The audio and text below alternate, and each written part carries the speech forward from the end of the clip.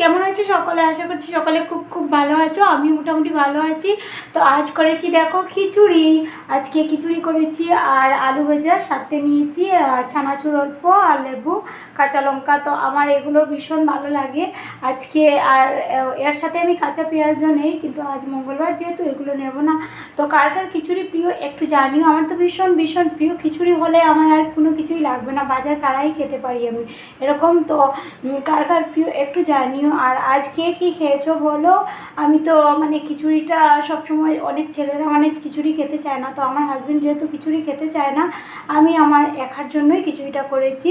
ও খাবে না, ও অন্য কিছু খাবে, ভাত খাবে আর কি। ভাত না, সরি, রুটি খাবে। ও তো ভাত তেমন একটা খায় না।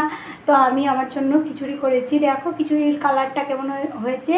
ফোড়ন না দিয়েই খিচুড়ি করেছি। ফোড়নটা আমি খুব কমই দিই, আমি মানে ফোড়ন না দিয়েই খাই। আমার ভালো লাগে আর কি, যে কোনো রকম খিচুড়ি হলেই আমার চলবে। আর এটা যেহেতু মানে আটা আটা খিচুড়ি হয়ে গেছে, একদম জল জল খিচুড়ি এগুলো আমি ভালোবাসি না। আমার এরকমই মানে আটা আটা হতে হবে। তো এগুলো খিচুড়ি কার কার প্রিয় একটু জানিও। আর আলু ভাজা নিয়েছি, সব কিছু তো দেখিয়ে দিয়েছি।